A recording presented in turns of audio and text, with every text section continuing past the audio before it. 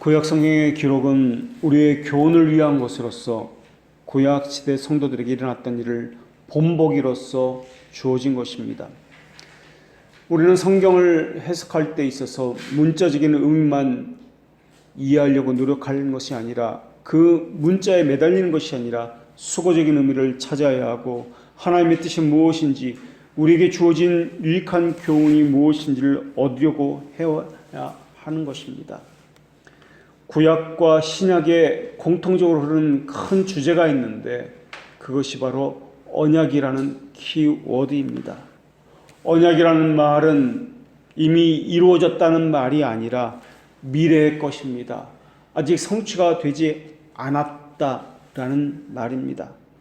성취되지 않았다는 말에는 그것이 이루어지기를 간절히 바란다라는 의미가 들어 있습니다.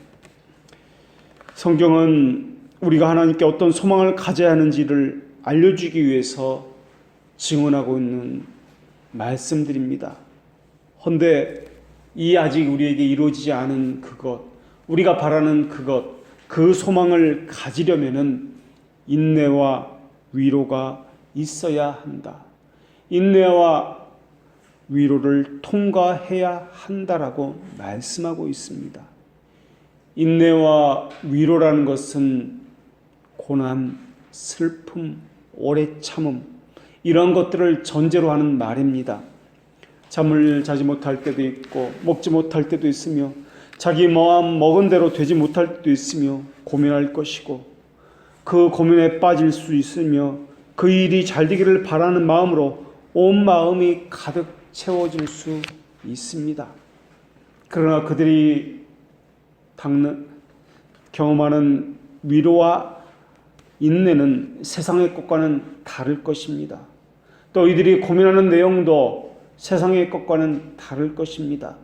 그래서 하나님께서는 고린도 교회에 주시는 말씀을 통해서 그리스도의 고난이 우리에게 넘친 것 같이 우리의 위로도 그리스도로 말미암아 넘치는도다 라고 말씀해 주셨습니다.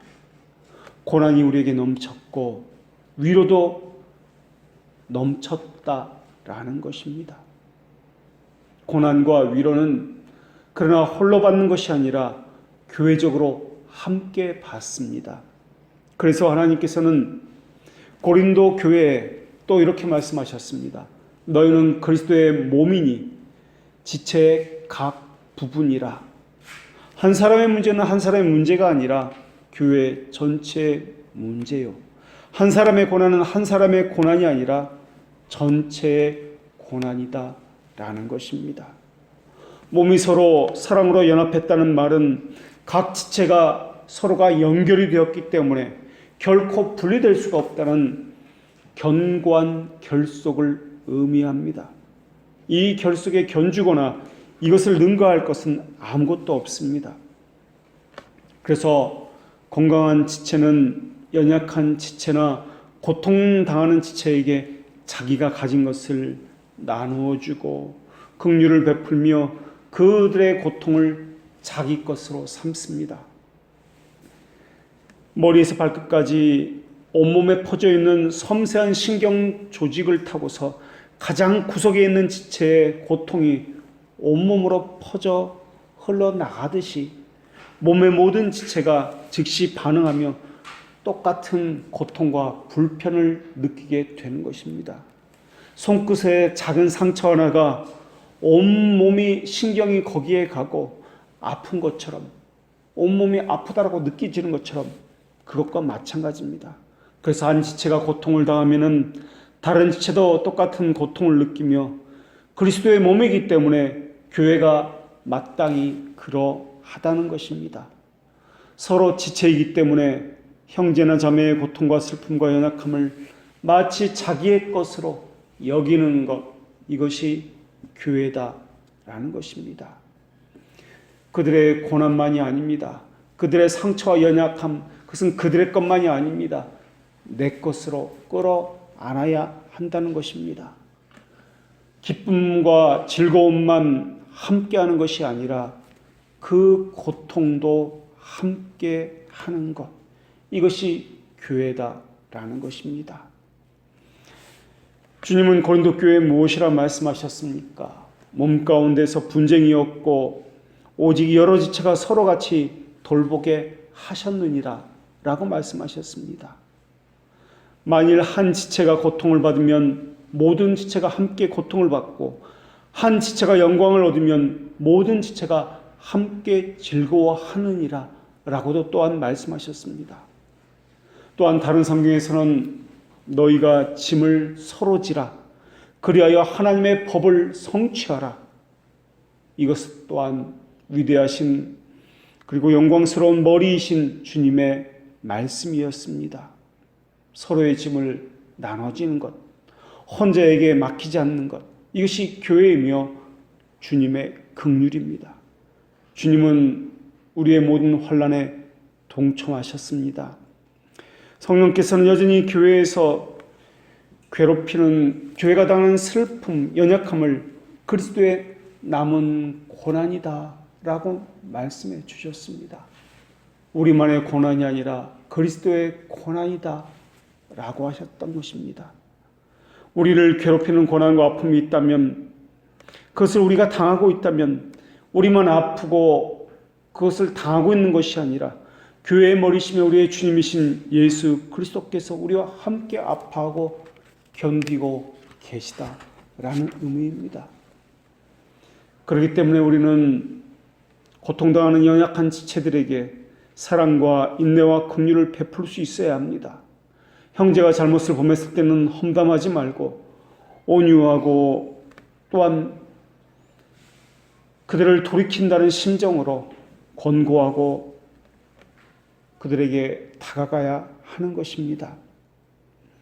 로마서 15장 3절에 의하면 우리 주님께서는 이렇게 말씀하셨습니다. 그리스도께서도 자기를 기쁘게 하지 아니하셨나니 기록된 바 주를 비방하는 자들의 비방이 내게 미쳤나이다 함과 같으니라. 이 원리를 기억하고 이 정신을 본받아 그리스도의 본을 따라서 믿음이 연약한 자를 긍휼히 여기고 믿음의 약한 자의 약점을 담당하는 것이 교회입니다. 이것이 바로 우리가 교회 등록 시에 서약했던 서약의 내용입니다. 강한 자는 연약한 자의 아픔을 담당하는 것, 연약한 자가 견고한 자가 되면은, 그리고 강한 자가 되면은 또 다른 연약한 지체의 연약함을 함께 짊어지고 나아가는 것, 이것이 교회다라는 것입니다. 또 다른 권고의 말씀이 갈라디아 교회에 주신 말씀 가운데 있습니다. 형제들아, 사람이 만일 무슨 번제한 일이 드러나거든 신령한 너희는 온유한 심정으로 그러한 자를 바로잡고 너 자신을 살펴보아 너도 시험을 받을까 두려워하라 라고 말씀하셨습니다. 이 권고의 말씀을 잊지 마십시오. 함께, 우리라는 말은 즐거움과 기쁨에만 쓰는 단어가 아닙니다. 축하하는 자리에만 쓰는 것이 아닙니다. 오히려 아픔, 눈물, 고통에 더 어울리는 말이 우리라는 말, 함께라는 말입니다. 우리가 그리스도의 몸이기 때문에 그러하며 지체이기 때문에 그러하며 내가 신자라는 말과 교회라는 것에 대한 확실한 증거가 우리이기 때문에 그렇습니다. 그래서 내가 참된 신자라는 것은 서로 지체라는 것을 통해서 입증되어지는 것입니다. 너는 그래라 난 모르겠다. 이것은 교회라고 할 수 없습니다. 이것이 너희도 함께 갇힌 것 같이 갇힌 자를 생각하라 라는 주님의 말씀입니다. 갇히지 않았으나 갇힌 것처럼 함께 생각하라. 단지 연민이나 동정심을 베푸는데 그치지 아니하고 함께 갇힌 것처럼 하라라는 것입니다. 그러나 고난과 우리에게 주어진 아픔, 불의의 재앙들은 하나님의 지혜로 인해 생겨났다는 것을 또한 기억해야 할 것입니다. 하나님의 지혜로 인해서 고난은 성도들에게 많은 유익을 주는 수단으로 우리에게 주어집니다. 고난은 우리로 하여금 교만, 육적 게으름, 안일함, 긴장하지 아니함, 이러한 것들을 우리 마음에서 다 벗어 던지게 하기 위해서 우리 마음속에서 역사하는 하나님의 일꾼이기 때문에 그렇습니다. 그래서 시편 기자는 고난 당하는 것이 내게 유익이다라고 말씀했습니다. 고난으로 인해서 그렇기 때문에 우리는 하나님과 다툴 이유도 없으며 하나님을 원망할 이유도 없으며 또는 다른 지체를 원망할 이유도 없을 것입니다.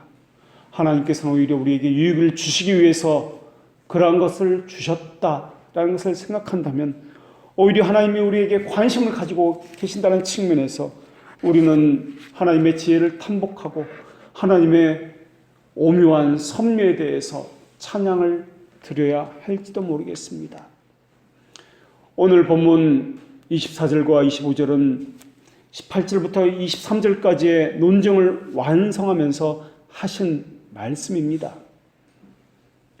우리가 소망으로 구원을 얻었음에 보이는 소망이 소망이 아니니 보는 것을 누가 바라리요? 만일 우리가 보지 못한 것을 바라면 참음으로 기다릴지니라.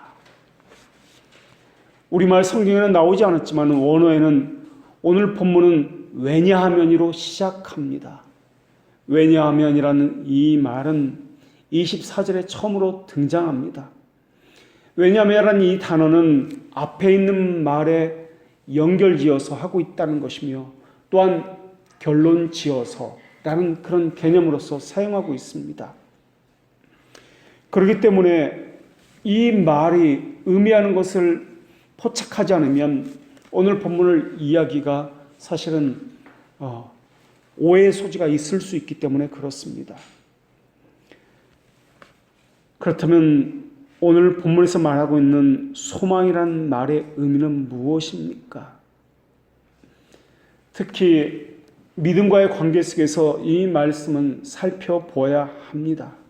하나님의 말씀은 단독적으로 주어지는 것이 아니라 항상 말씀과 말씀 사이에 연관성을 가지고 우리에게 주어지기 때문에 그렇습니다. 서로가 일치하며 또한 서로가 서로에게 답을 가지고 있기 때문에 그렇습니다. 마치 교회처럼 말입니다. 소망에 관해서도 예를 들면 고린도전서 13장 13절에서는 이렇게 말씀하고 있습니다. 그런즉 믿음, 소망, 사랑 이 세 가지는 항상 있을 것인데 그 중에 제일은 사랑이라. 히브리서 11장 12절의 말씀도 그러합니다. 믿음은 바라는 것들의 실상이요 보지 못하는 것의 증거니라. 여기서 우리는 소망과 믿음의 관계를 볼 수 있습니다. 소망과 믿음이라는 것은 홀로 단독적으로 존재하지 않는다는 사실입니다. 마치 교회가 나 혼자 존재하지 않는 것처럼 말입니다. 우리가 일반적으로 생각하는 교회는 홀로 존재한다, 개교회만 존재한다고 생각하는데 사실은 그렇지 않습니다. 교회는 홀로 존재하지 않습니다. 지체와 지체 사이에 연관성을 가지고 있으며 교회와 교회 사이에 연관성을 가지고 있으며 교회는 또한 하늘나라의 교회와도 연관성을 가지고 있습니다. 그렇기 때문에 내가 하는 이것이 우리 교회가 하고 있는 이것이 보편교회에서 행할 수 있는 것인가, 그 질서 가운데 깨트려지는 것이 없는지를 살펴야 하는 것입니다. 다른 교회와의 질서 가운데에서 살피는 것, 그것이 보편교회 속에서 하나님의 뜻이기 때문에 그렇습니다. 소망과 믿음의 관계를 보면은 믿음은 우리를 향해 다가오고 있는 것들에 대해서 우리가 신뢰할 근거와 이유들을 제공한다는 의미를 가지고 있습니다.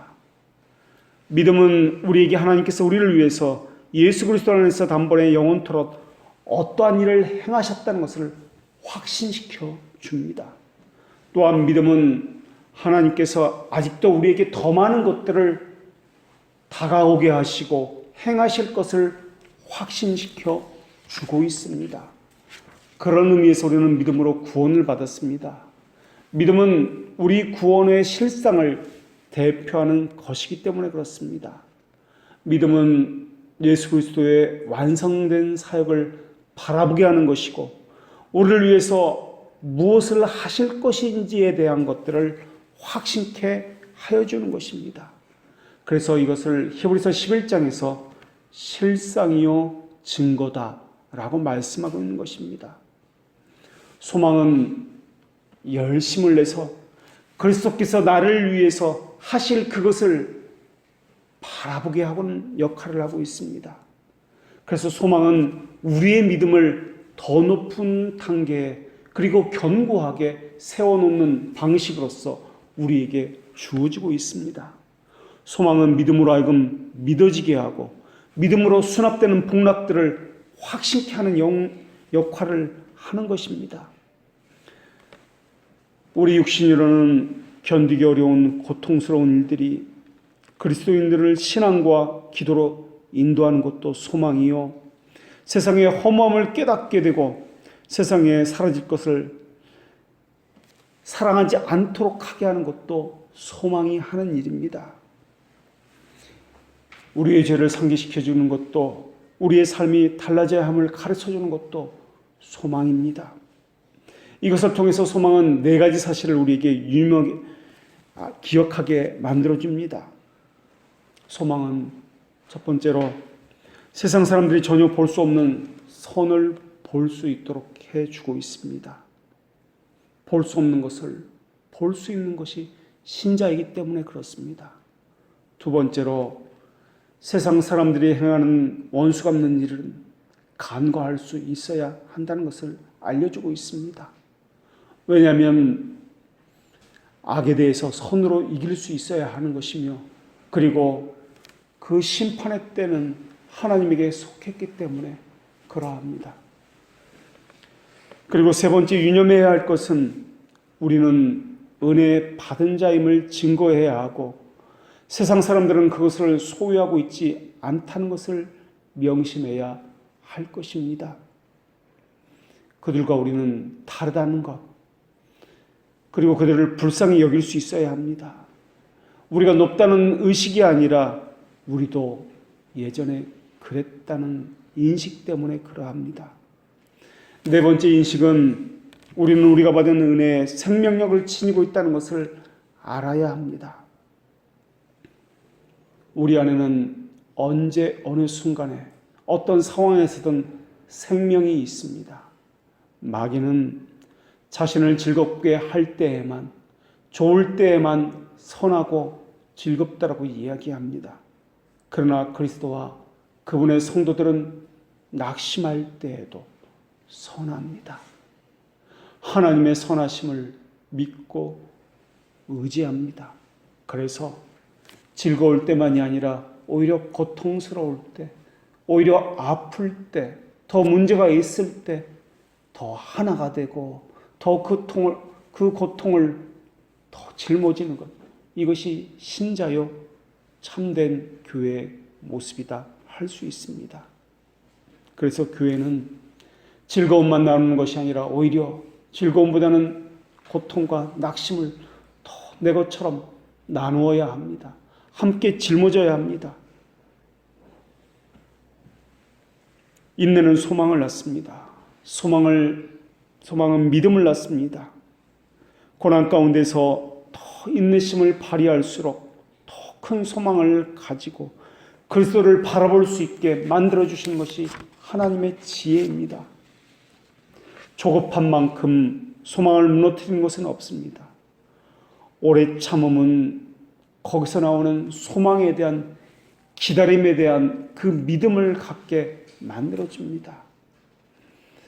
거기에 하나님은 하나님의 말씀을 보내주셔서 위로와 소망을 주십니다. 하나님은 로마 교회에 이렇게 말씀하셨습니다. 무엇이든지 전에 기록된 바는 우리의 교훈을 위하여 기록된 것이니 우리로 하여금 인내로 또는 성경의 위로로 소망을 가지게 함이니라. 그리고 그 다음 절인 15장 5절과 6절에는 또 이렇게 말씀하셨습니다. 이제 인내와 위로의 하나님이 너희로 그리스도 예수를 본받아 서로 뜻이 같게 하여 주사 한 마음으로 한 입으로 하나님 곧 우리 주 예수 그리스도께 영광을 돌리신 것 같이 너희도 서로 받으라 라고 말씀해 주셨습니다. 그리스도께 영광을 돌리는 방법, 한 입으로 한 마음으로 서로 뜻을 갖게 할 수 있는 것, 바로 인내로 위로로 소망을 갖는 것입니다. 그래서 소망 안에는 오래 참음과 인내와 고난이 함께 따라갑니다. 그래서 한 마음, 한 뜻, 한 믿음을 가졌다는 것은 오히려 즐거움이보다는 고난에 어떻게 함께 하느냐, 이것으로서 그들이 한 믿음을 가졌다, 한 뜻, 한 주를 가지고 있다라고 볼 수 있는 것입니다. 하나님은 인내와 위로의 하나님이십니다. 우리도 인내와 위로로 우리가 가진 믿음과 소망 안에 감추어진 약속을 받은 자들입니다. 약속은 앞으로 이루어질 것을 이야기합니다. 소망과 관련된 것을 이야기합니다. 그 약속에는 인내와 고난과 위로가 함께 있다는 것이고, 또한 그것을 함께 받았고 함께 참여한다라는 의미일 것입니다. 우리가 받은 약속은 이 땅에 하나님을 아는 지식이 넘치는 것입니다. 그리고 좁게는 이 자리가 하나님의 백성으로 가득 채워지는 것입니다. 그러나 그 말이 얼마나 부끄러운 말인지 모릅니다. 얼마나 우리가 저주받은 몸을 가졌는지, 우리의 행위가 얼마나 부패했고 죄악된 행위로 가득 찼는지, 그것을 보면은 그 말은 너무나 아픈 말일 것입니다. 아름다운 복음의 경륜과 하나님의 약속과 그리스도의 은혜를 우리 몸으로 깨트리고 있다는 그 사실 자체가 우리는 부끄럽기 때문에 그렇습니다. 우리의 교만, 우리의 허세, 우리의 자랑, 우리만 아는 은밀한 죄들, 이것이 하나님의 은혜를 얼마나 저버리고 있는지 우리 스스로가 잘 알고 있기 때문에 그렇습니다. 우리는 하나님과의 화목을 깨트리는 죄를 가지고 있습니다. 그런데도 불구하고 하나님의 위로를 바라고 있습니다. 그런데도 불구하고 믿음과 소망을 바라고 있습니다. 믿음은 바라는 것들의 실상이요, 보지 못하는 것들의 증거라고 하셨습니다. 실상이라는 것은 그것을 지지하는 버팀목, 지지대, 그것이 없으면 무너지는 그것을 이야기합니다. 신자의 마음이 보지 못한 그것을 의지하고 있다라는 것입니다. 그 위에서 평안히 버티고 있다, 서 있다, 이것이 믿음이다라는 것입니다. 보지 못하는 그것 위에 그것을 버팀목으로 그렇게 지지대로 사용하고 그 위에 서 있는 것, 이것이 믿음이다. 믿음 아래에는 아무것도 보이지 않습니다. 손에 잡히지 않습니다. 이것이 바로 소망이다 라는 것이 히브리서 11장의 말씀입니다. 다시 말하면 언약이라는 것은 보이지 않습니다. 잡히지 않습니다. 소망이란 말과 바꿔 살 수 있는 말입니다. 믿음의 본질을 말을 한다면 믿음의 기초가 되는 소망에 대해서도 이야기해야 합니다. 이 소망을, 지지대인 소망을 제거한다면 믿음은 완전히 무너지기 때문에 그렇습니다. 그래서 히브리서에서는 믿음을 이야기할 때 항상 바랄 수 없는 중에 바랐다, 갈 바를 알지 못하고 나아갔다, 상 주신 이를 바라보았다, 지으실 터가 있는 성을 바라보았다, 하여튼 미래의 어떤 것을 사용해서 믿음을 설명했습니다. 아직 주어지지 않았습니다. 아직 보지 못했습니다. 이러한 단어를 사용해서 믿음을 사용했다라는 것입니다. 그래서 믿음의 실상을 이야기했습니다. 그런데 어떤 사람들은 믿음을 가지는 것이다, 보이는 것이다, 본 것이다 라고 이야기합니다. 그렇게 해석하고 싶어 합니다. 그것을 또한 확신이다라고 이야기합니다. 쥐어진 것, 본 것을 말입니다. 그러나 성경은 본 것, 쥐어진 것을 확신이다라고 이야기하지 않습니다. 그래서 칼빈은 마지막 날 책들이 펴놓일 때 구원에 관한 것은 우리의 감각으로 알 수 없다라고 고백을 했습니다. 또 눈으로 볼 수 없고 손으로 만질 수 없을 것이며 그날이 올 때까지 우리는 이 사물들을 소유하는 방법은 다만 우리의 감각의 모든 한계를 초월하여서 우리의 능력을 초월하여서 저 편에 있는 것을 향하게 하는 것, 우리 자신을 초월하는 것, 그것 외에는 없다라고 이야기했습니다. 그래서 믿는 것이라는 것은 소망 가운데 있는 것이며 보이지 않는 것에 관한 것이다 라고 그렇게 칼빈은 이야기했습니다. 이런 해석은 오늘 본문에 나오는 보이는 소망은 소망이 아니니 보는 것을 누가 바라리오와 같은 말씀의 의미일 것입니다. 그래서 믿음을 현재 없는 것에 대한 확신이다 라고 이야기합니다. 확신이라는 말은 주어졌기 때문에 확신이라는 말을 쓰지 않습니다. 나타나지 않는 것의 증거요, 보이지 않는 것들을 봄이요, 모호한 것들의 명료함이요, 현재 없는 것들의 현존이요, 숨겨진 것들의 보임을 확신이다 라고 이야기합니다. 그것을 한마디로 하나님의 비밀들, 하나님의 경륜, 하나님의 신비라고 이야기합니다. 그래서 구원에 속한 비밀들이라고 이야기하는 것입니다. 하나님은 미래나 그러나 과거의 하나님이 아닙니다. 항상 우리와 함께 하시는 현재의 하나님이십니다. 이 말은 과거와 미래를 무시한다는 말이 아니라 현재적으로 행하시는 분이라는 뜻입니다. 그 말은 또한 변함없으시고 영원하신 분이시며 신실하신 약속을 지키시고 행하신 분이라는 그러한 뜻입니다. 그러한 사실은 하나님의 말씀에서 볼 수 있습니다. 2000년 전 사건은 오늘 우리의 사건이 됩니다. 2000년 후의 사건은 오늘 우리의 사건이 됩니다. 2000년 전에 있었던 십자가 사건이 오늘 우리에게 동일하며 또한 이 미래에 있을 하늘나라의 모형인 교회가 이 땅에서의 모형과 또한 하늘나라의 성찬과 또한 하나님과의 교제가 이 땅에서의 모형으로서 교회에 주어졌기 때문에 그러합니다. 그분은 시간의 주인이십니다. 하나님은 스스로 존재하는 분이지 다른 존재에게 비롯된 분이 아니기 때문에 그렇습니다. 자연이라는 것은, 피조물이라는 것은 자랄 수도 있고 증거할 수도 있고 소멸할 수도 있습니다. 존재라는 것은 시작의 시점이 있으며 마침의 시간이 있습니다. 줄어들 수도 있는 것이 자연이요 피조물입니다. 그래서 자연과 피조물은 무로 돌아가려는, 없음으로 돌아가려는 성향을 가지고 있습니다. 그래서 자연은 결함과 부족을 가지고 있습니다. 왜냐하면 자연은 무에서 창조되었기 때문에 그렇습니다. 그래서 본성상 소멸을 향해서 달려가고 있습니다. 또 반대로 자연은 자라가려는 성향도 함께 가지고 있습니다. 번식하고 늘어나고 증가합니다. 성장하고 열매를 퍼뜨리는 본능이 있기 때문에 그렇습니다. 왜냐하면 자연은 생명의 근원이신 하나님으로부터 창조되었기 때문에 그렇습니다.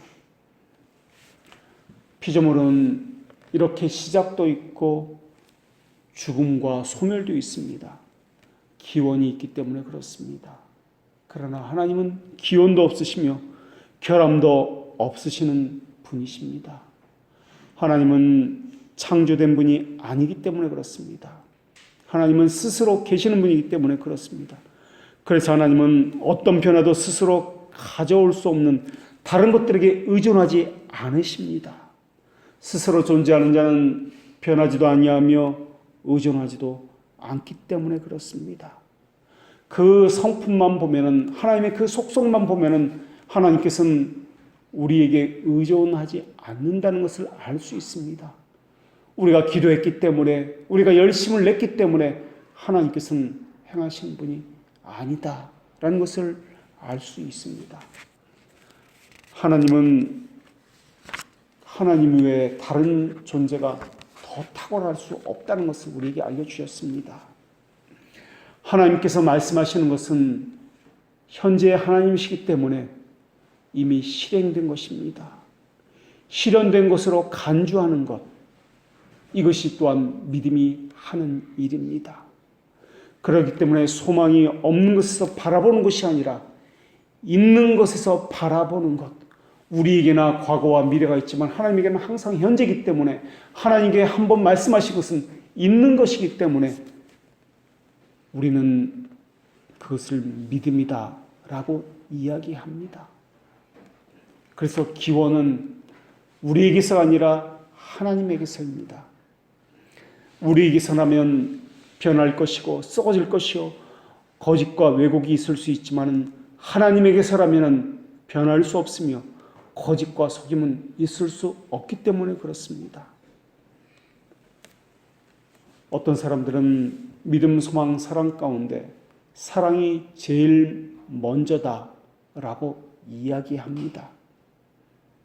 사랑이 있으면 믿음도 생길 것이다 라고 말합니다. 그러나 우리 안에 먼저 있는 것은 믿음입니다. 하나님께서는 우리 안에 없는 이질적인 것을 우리에게 부어 넣어 주셨는데 우리는 결코 가질 수 없는 것입니다. 바로 믿음입니다.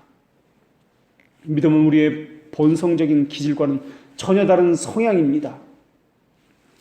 칼빈은 신자들의 자랑을 이라고 부르는 양심의 증거가 셋이라고 증언합니다. 그 양심의 증거 세 가지는, 하나는 하나님의 자비를 떠나서는 죄의 용서를 받을 수 없음을 믿어야 한다는 것이 그 하나요. 두 번째는 하나님께서 주시지 않으면 선한 것을 행할 수 없다는 것이 그 두 번째요.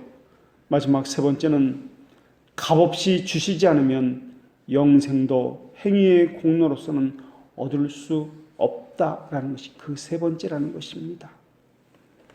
하나님은 지식에 있어서도 변하지 않는 분이십니다. 하나님이 한번 말씀하신 것을 변하신다면 그분은 신뢰의 대상이 아닐 것입니다. 그분은 변하기 때문에 그 누구라도 하나님의 계시를 받아들이지 않을 것입니다. 내세의 거짓으로 입증될 것이기 때문에 지금은 진리로 보일 수 있지만 내세의 진리로 입증된 것은 그것은 아니다라고 말할 수 있기 때문에 그렇습니다. 또 하나님의 말씀에 대해서도 순종의 대상이 되기에 합당하지 않을 것입니다. 약속도 신뢰의 대상도 아닐 것입니다. 왜냐하면 하나님의 지식에는 결함이 있기 때문에 지금은 이것이다라고 놓고 나중에는 이것은 아니다라고 바꿀 수 있기 때문에 그렇습니다. 그러나 하나님은 그런 하나님이 아닙니다. 늘 동일하신 분이십니다. 변함이 없으시기 때문에 한번 말씀하신 것은 늘 동일하게 이루어 주신다는 뜻으로 우리가 받아들여야 하는 것입니다.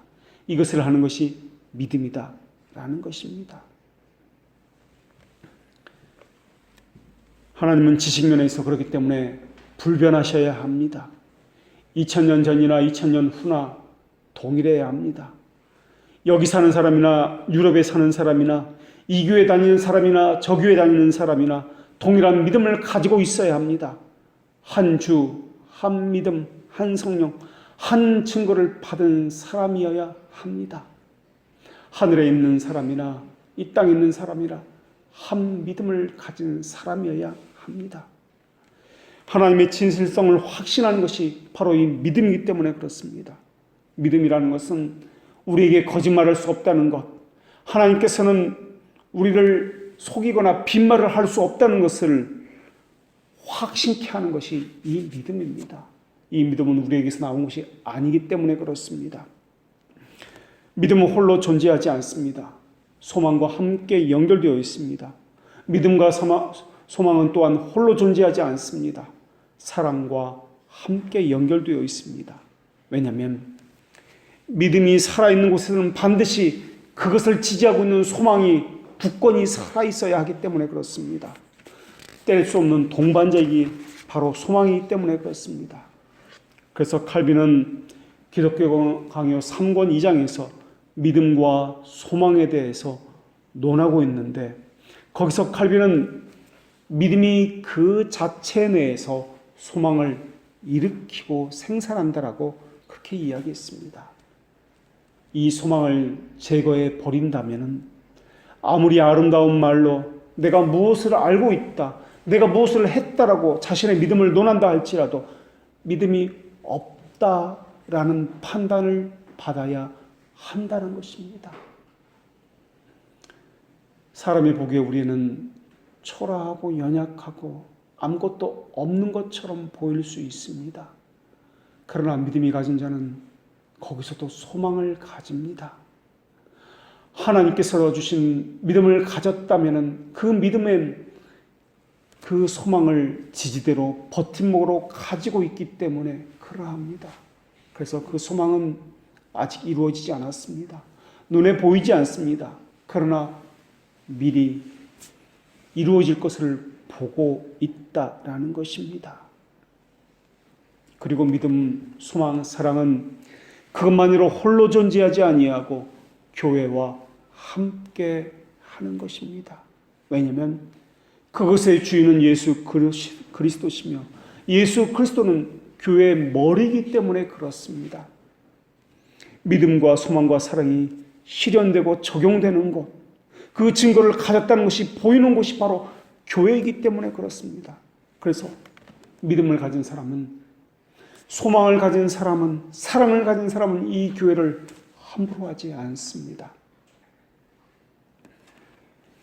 또한 이것들은 약속과 연결되어 있기 때문에 약속이 실현되는 것도 교회이기 때문에 그렇습니다. 이 확신을 가진 사람은 오래 참습니다. 하나님의 말씀이 진실하다는 것을 믿습니다. 그래서 하나님께서 그 약속을 실현할 그때를 기대하면서 의심하지 아니하고 그렇게 인내하며 고난을 받으며 그 자리에 머무는 것입니다. 소망은 하나님의 말씀은 진실하다는 것을 우리에게 확증하는 믿음에 관한 기대이기 때문에 그렇습니다. 믿음은 하나님께서 진실하다는 것을 믿는 것을 이야기합니다. 소망은 하나님의 진실하심이 우리에게 나타날 것을 기대하는 기다림이기 때문에 그렇습니다. 사랑은 그것을 실천하는 것이기 때문에 또한 그렇습니다. 그리고 그 실천의 장은 교회이기 때문에 그렇습니다. 믿음은 하나님을 우리의 아버지라고 믿게 합니다. 소망은 우리에게 대해서 항상 그분은 우리의 아버지가 되시리라는 기대를 하게 합니다. 믿음은 우리가 영생을 받았다고 믿게 하며, 소망은 그 영생이 우리에게 언젠가는 나타날 것이라는 기대를 하게 합니다. 믿음은 소망의 토대가 되는 것이며, 소망은 믿음을 영향을 주어서 믿음을 굳건하게 하는 것이 또한 소망의 역할입니다. 하나님의 약속을 믿는 사람이 아니면 하나님에게 아무것도 기대할 수 없는 것과 마찬가지로 우리의 약한 믿음은 그 지지대인 소망이 약하기 때문에 약해지는 것입니다. 우리의 소망은 오래 참음과 하나님의 위로에 의해서 지지되는 것입니다. 그렇지 않으면 믿음은 무력해질 것이고 무너질 수밖에 없는 것입니다. 믿음에 파산한 자들의 공통점은 바로 이 소망을 잃어버렸기 때문에 그렇습니다. 소망은 묵묵히 주를 기다리는 동안에 믿음이 너무 서두르지 않게 곤두박질하여 떨어지지 않도록 제어하는 역할을 합니다. 소망은 믿음에 힘을 줍니다. 소망은 하나님의 약속을 의심하지 않게 합니다. 하나님의 진실성에 대해서 의심하지 않도록 하나님이 어떤 분이라는 것, 우리의 아버지라는 것을 의심하지 않게 하는 것이 바로 이 소망입니다. 소망은 믿음의 생기를 회복시켜지지 않게 만듭니다. 소망은 우리가 종점에 도달할 때까지 믿음을 지탱시켜 주어서 도중에 힘이 빠지지 않도록 버팀목이 되어주는 것입니다. 소망은 끊임없이 믿음을 갱생시키며 회복시키며 믿음을 견인하는 역할을 하고 있습니다.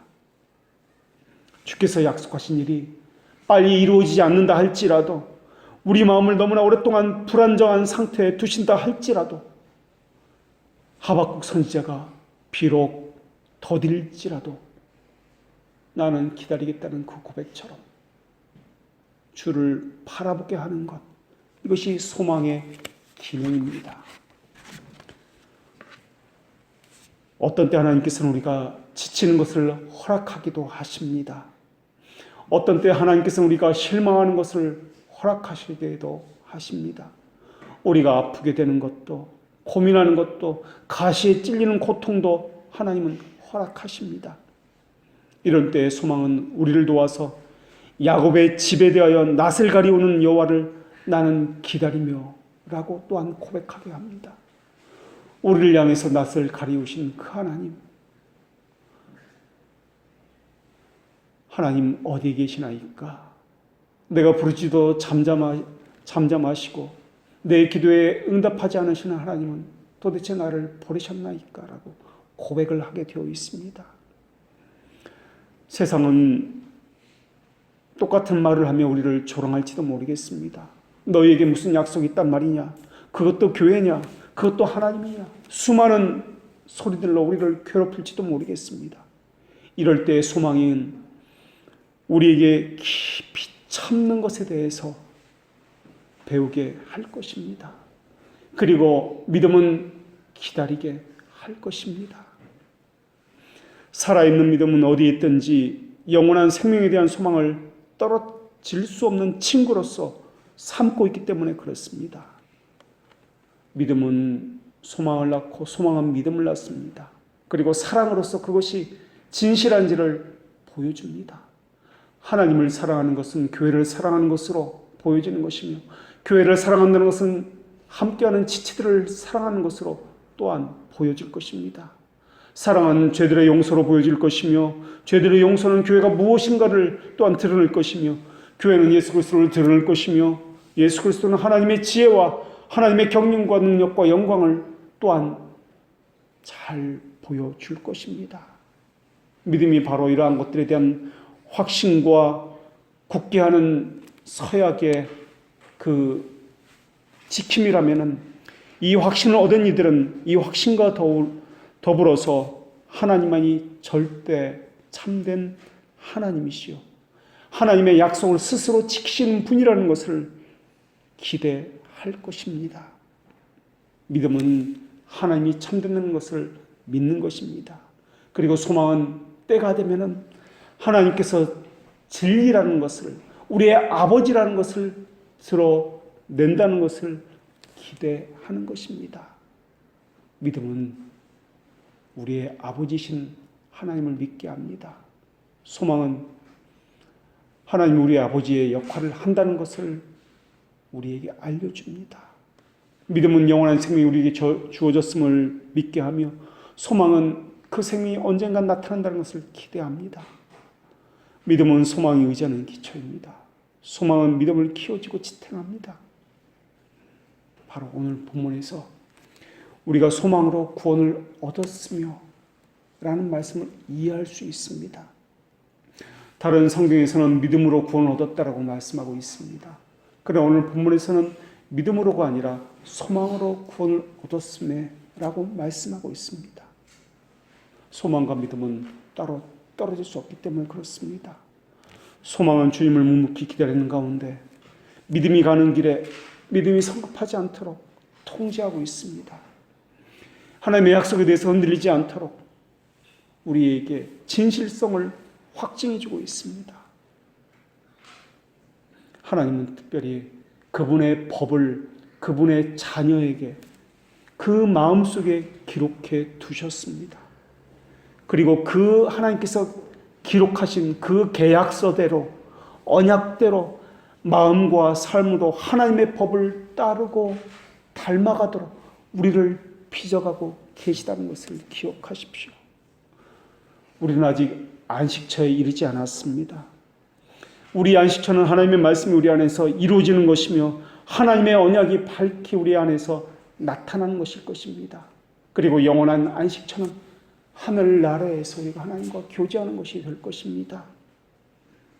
사람들은 번영하려고 그렇게 합니다. 그러나 그들의 번영은 육신의 욕망과 또한 안목의 정욕과 관련된 그러한 번영일 것입니다. 왜냐하면 육신에게 쉽고 육신을 즐겁게 하는 것이 그들에게 편하기 때문에 그렇습니다. 그러나 우리의 소망은 그러한 것과 관련된 소망이 아닙니다. 우리가 바라는 소망은 이 땅의 즐거움이나 이 땅에 관한 소망이 아니라 하나님을 바라봄으로써 얻는 소망입니다. 소망은 피조물을 얻었을 때보다 하나님을 얻었을 때 더 기뻐하는 소망입니다. 소망은 피조물보다는 하나님을 잃었을 때 더 고통스러워하고 하나님으로부터 멀어졌을 때 더 괴로워하는 소망입니다. 현재 우리의 고난이 합당한 것인지를 알려면 그 사람이 무엇을 추구하는지를 보면 알 수 있을 것입니다. 그 사람은 과연 즐거움만을 하나님의 복으로 여기고 있습니까? 아니면 고난도 하나님께서 주시는 복이라고 여기고 있습니까? 그것을 보면 삶의 목적이 무엇인지를 알 수 있습니다. 성경을 보면은 하나님은 하늘과 땅과 태양과 별들과 또한 물들과 공중에 나는 새와 짐승과 이러한 모든 천지를 창조하는데 6일 걸려서 만드셨습니다. 그런데 세상의 모든 것을 만들 때는 6일밖에 걸리지 않으신 분이 고작 여리고성 하나를 무너뜨리는데 천지를 창조한 것보다 더 많은 시간을 들여서 무너뜨렸다라는 것을 기억하십시오. 여리고성 그 하나 말씀만으로도 무너뜨릴 수 있는데 7일이나 걸렸습니다. 하나님은 오래전부터 여리고성을 완전히 파괴해서 흙으로 만들어 버리겠다고 맹세까지 하셨던 분이셨습니다. 그런데도 세우시는 데는 이렇게 신속하게 하시는 분이 왜 무너뜨리고 왜 망가뜨리고 파괴하는 데는 세상을 창조한 것보다 더 많은 시간을 들였느냐 하는 것입니다. 하나님의 자비하심과 선하심 때문에 그렇습니다. 하나님은 살리시는 분이기 때문에 그렇습니다. 살리시고 세우시는 데는 하나님의 능력을 사용하시고 그리고 적극적으로 격려하시지만 무너뜨리고 파괴하는 데는 능력을 적극적으로 사용하지 아니하시고 자제하시고 오래 참으시고 인내하시기 때문에 그렇습니다. 하나님께서는 성경을 통해서 보면 무너뜨릴 때는 한숨 속에서 일하시는 분이라고 기록하고 있습니다. 슬프도다. 내가 장차 내 대적에게 보응하며 내 마음을 편하게 하겠고 내 원수에게 보복하리로다. 그분의 자비하심과 오래 참으심으로 인해서 우리도 구원받은 것입니다. 그분의 오래 참으심으로 인해서 우리도 오늘 이 자리에까지 오게 된 것입니다. 에브라임아, 내가 네게 어떻게 하랴? 유다야, 내가 너희에게 어떻게 하랴? 이것이 하나님의 말씀이지 않습니까? 이 말씀은 은유적인 표현이었지만 하나님은 마땅히 이들을 혹독하게 다루셔야 했습니다. 하나님의 공의로서 그 자리에서 심판하셔야 했습니다. 이들을 적들에게 넘겨주어야만 했습니다. 그런데도 괴로워하시면서 에브라임아, 내가 어떻게 하랴? 라고 말씀하셨던 것입니다. 하나님에게 오래 참음이 없었다면, 소망이 없었다면 우리는 이곳에 없었을 것입니다. 하나님은 또한 이스라엘 백성들이 베델에 그리고 단에 금송아지를 세웠습니다. 우상숭배를 했습니다. 300년간이나 참아주셨습니다. 그리고 300년 이후로도 30년간이나 참아주셨습니다. 계속해서 이스라엘 백성에게 경고를 주기 위해서 선제를 보내고 또 보내고, 이스라엘 백성들은 선제를 죽이고 또 죽이고, 고난 가운데 또한 감옥에 집어넣고 매로 때리고 채찍질하고, 그런데도 불구하고 하나님은 계속해서 보내셨습니다. 그리고 마침내 심판의 때 위협에 하나님의 칼날을 들이밀기 위해서 행하려 오셨을 때에도 하나님은 갈등하고 괴로워하셨습니다. 마치 위협한 그것을 철회하고 싶은 그 마음처럼 에브라임아, 내가 너를 어찌 놓겠느냐. 내가 한 말에 대해서 철회하고 싶다. 소망은 하나님의 선하심과 인내하심에서 비롯된 것입니다. 하나님의 속성에서 비롯된 것입니다. 그래서 하나님에게서 비롯된 하나님의 백성들은 그 생명을 이 안에 가지고 있기 때문에 이 소망이라는 특성을 늘 가지고 있습니다. 우리는 그것을 소망이라고 하지만은 하나님 입장에서 보면은 오래 참음이요, 자비요, 긍휼이라고 하셔야 할 것입니다. 그것을 우리는 은혜라고 이야기합니다. 하나님은 사형 집행소에 이 사람은 사형 집행자다라고 서명을 이미 오래전에 하셨습니다. 그런데 그것을 철회하고 싶다, 사형 집행을 하고 싶지 않다라고 여러 번 계속해서 말씀하고 있는 것과 마찬가지입니다. 하나님께서 내리신 진노를 다시 철회하고 싶다, 내게 다시 돌아오도록 그렇게 명령하셨던 것이 한두 번이 아니었습니다. 마치 하나님은 무엇을 하지 못하는 그런 분인 것처럼, 결정을 하지 못하는 그런 분인 것처럼 말입니다. 하나님은 자신의 위협을 철회하셨습니다. 이러한 모든 것들은 바로 이 소망이라는 한 단어 속에 다 숨겨져 있다라는 것입니다. 사람들은 오만했습니다. 하나님이 어디 있느냐? 하나님은 심판하지 않는다. 하나님의 공의는 어디 있느냐? 하나님의 교제를 거부했습니다. 심지어 하나님의 백성들도 내가 이렇게 고난을 당하는데 하나님 어찌하여 나를 버리시나이까? 어찌하여 내 기도를 듣지 아니하시나이까? 심판을 부어주십시오라고 그렇게 이야기했습니다. 그러나 하나님은 그렇게 하지 않으셨습니다. 심판을 내리게 만드는 것은 반드시 큰 악이어야 했습니다. 호세아 선지자에게 하신 말씀이 바로 그 말씀이었습니다.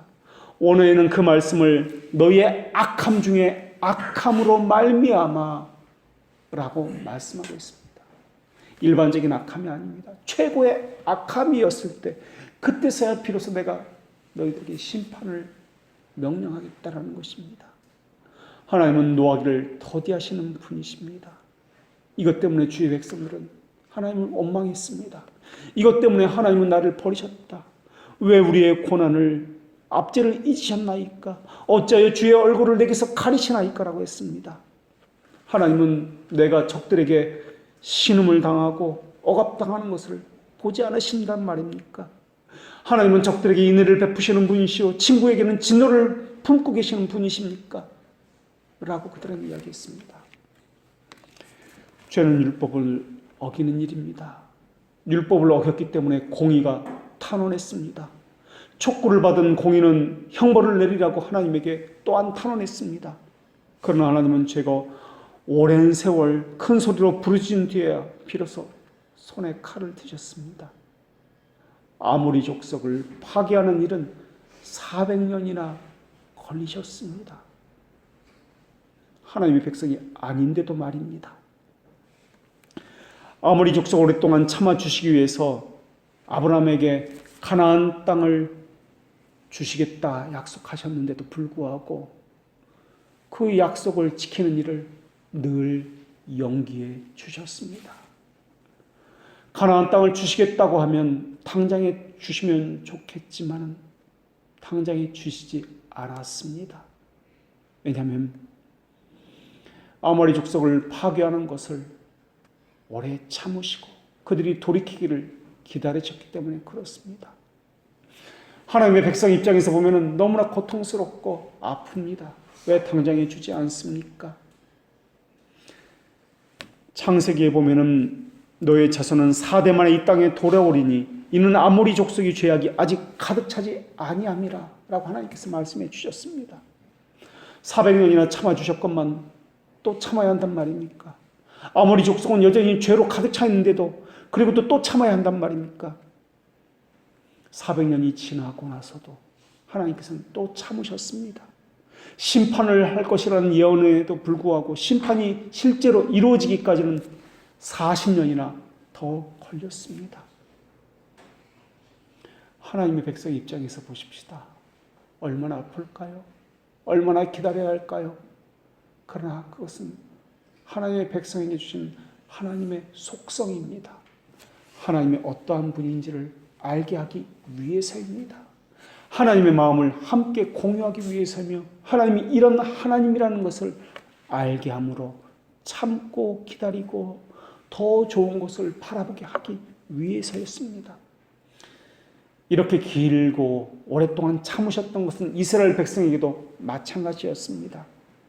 호세아 선지자는 70년간을 심판에 대해서 그렇게 예언했습니다. 실제 심판이 이루어진 것은 40년 후였습니다. 70년이나 이스라엘이 회개하기를 그렇게 선포했지만 그리고 호세아만은 예언한 것이 아니라는 것이 성경의 기록입니다.